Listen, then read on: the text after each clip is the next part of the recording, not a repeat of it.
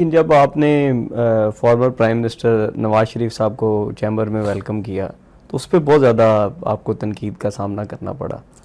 نہیں، مجھے تنقید کا تو شاید سامنا نہیں کرنا پڑا. دیکھیں، بات یہ ہے کہ میرے لیے تو وہ عزت کا مقام تھا کہ میاں نواز شریف صاحب، میاں شہباز شریف صاحب، اسحاق ڈاٹ صاحب، مریم صاحبہ اور بھی 3-4 ہمارے فارمر منسٹرز تھے. میرے لیے تو وہ عزت کا مقام تھا کہ وہ میرے لاہور چیمبر میں آئے ہیں. تو ہم نے تو انہیں ایشو بتائے اپنے کہ یہ ایشوز ہیں. اور یہ تو اب آپ کی مرضی ہے نا کہ آپ ایک بوتل جب آدھی بھری ہوئی ہے تو آپ اسے آدھا خالی کہتے ہیں یا آدھا بھری ہوئی کہتے ہیں. یہ تو بالکل. آپ کی سوچ ہے. اوکے. اگر آپ کی سوچ پازیٹیو ہے تو آپ اسے آدھی بھری ہوئی بوتل کہیں گے. اگر آپ کی اپنی گندی سوچ ہے، نیگیٹو سوچ ہے، تو آپ اسے آدھا خالی کہیں گے. بالکل ٹھیک ہے. کامیابی کی طرف سفر جب انسان کا چلتا ہے، وہ بہت سارے کام کر رہا ہوتا ہے. کاشف انور صاحب کی کون سی ایسی 3 سے 4 خوبیاں ہیں جن کو وہ بنیاد بنائیں گے کامیابی کی کہ یہ 3-4 میرے ان کا زندگی میں بڑا کردار تھا؟ دیکھیں، میرے جو سب سے بڑا الحمدللہ کردار رہا وہ میری والدہ کی گائیڈنس کا ہے. اور جب میں وائس پریزیڈنٹ تھا تو میں تب بھی مجھے سیاست کا شکار تب بھی کیا گیا اور مجھے تب بھی کام کرنے سے روکا گیا.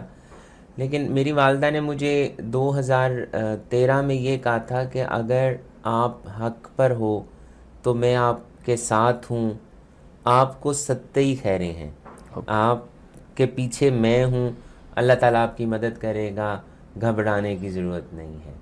تو ایک تو سب سے بڑی میری کامیابی کی جو وجہ ہے وہ میری والدہ ہیں. اور دوسرا، میری والدہ آج بھی میرے انٹرویوز کو سنتی ہیں، میری رائٹنگز کو پڑھتی ہیں. جب میں انٹرویوز دے رہا ہوتا ہوں تو میرے اتار چڑھاؤ کو نوٹ کرتی ہیں، میرے الفاظ کو نوٹ کرتی ہیں اور کہتی ہیں کہ آپ نے فلاں جگہ پہ سخت لفظ استعمال کر دیا، اوکے. کوشش کریے اگلی دفعہ سخت لفظ نہ کریں، اس کو اگر ایسے بات کر لیں تو زیادہ بہتر ہے. دوسرا، میں الحمدللہ میری کوشش ہوتی ہے کہ اللہ تعالیٰ کی مدد سے میں بند لائٹ کو بند لائٹ کہوں اور جلتی لائٹ کو جلتی لائٹ کہوں. مجھے اس پہ بھی بہت تنقید کا نشانہ بنایا جاتا ہے کہ کچھ کوئی کہہ دیتا ہے کہ جی یہ بدتمیز ہے، کوئی کہہ دیتا ہے بد لحاظ ہے، کوئی کہہ دیتا ہے کہ بھئی یہ. لیکن میں یہ سمجھتا ہوں کہ سچ بولنا بدتمیزی نہیں ہوتی، اوکے. سچ بولنا بد لحاظی نہیں ہوتی، ٹھیک ہے. حق پر کھڑے ہونا کوئی غیر اخلاقی بات نہیں ہے. اگر آپ کہہ رہے ہیں، اگر آپ کالے کو کالا کہہ رہے ہیں تو وہ کپڑا کالا ہے، میں اس کو سفید کیسے کہہ دوں؟ اگر آپ یہ کہتے ہیں کہ سیاست جھوٹ کے بغیر نہیں ہوتی، سیاست غلط بیانی کے بغیر نہیں ہوتی، تو میں تو یہ کہتا ہوں کہ اللہ اور اس کے حبیب نے مجھے سیاست کے لیے تو بھیجا ہی نہیں. میری ڈیوٹی تو سیاست کرنا ہی نہیں ہے. مجھے کسی نے کہا جب میں وائس پریزیڈنٹ تھا کہ آپ چیمبر میں، اور آپ بھی کہتے ہیں کہ آپ کا بہت حرج ہوتا ہوگا، کاروبار کا بہت نقصان ہوتا ہوگا، تو میں انہیں کہتا ہوں کہ میں تو ان کی ڈیوٹی پہ یہاں پر کام کر رہا ہوں. اوکے. مجھے تو یہاں آئی ہیو بین اپوائنٹڈ، مجھے یہاں بھیجا گیا، میں آیا نہیں ہوں، مجھے یہاں بھیجا گیا ہے. اور جب میں ان کا کام کر رہا ہوں تو یہ نہیں ہو سکتا کہ میرا نقصان ہو.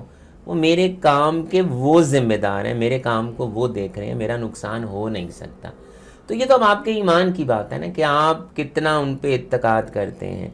اب حق سچ پہ کھڑے رہنا. تیسری بات، میں اپنے ممبرز، میری حتی الامکان کوشش ہوتی ہے کہ اگر کوئی سوالی میرے پاس آ گیا، دیکھیں، اور میں اس کو پنجابی میں کیا کہتا ہوں کہ اگر کوئی میری پوڑی چڑھ گیا ہے تو یہ میرے مولا کا کرم ہے کہ کوئی میرے دروازے پہ آیا ہے. دروازہ تو اللہ کا ہے نا جی، آپ تو اللہ کے پاس جاتے ہیں اپنا مسئلہ بیان کرنے کے لیے، اپنی رسائی کے لیے آپ اللہ کے پاس جاتے ہیں.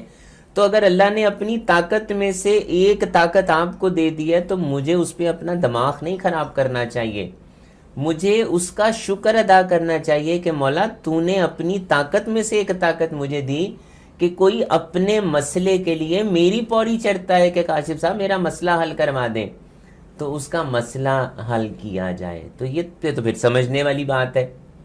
یا میں اپنا دماغ خراب کر لوں کہ اللہ تعالیٰ نے مجھے طاقت دی ہے، یا میں اور عاجز ہو جاؤں کہ یہ تو میرے مولا کا کرم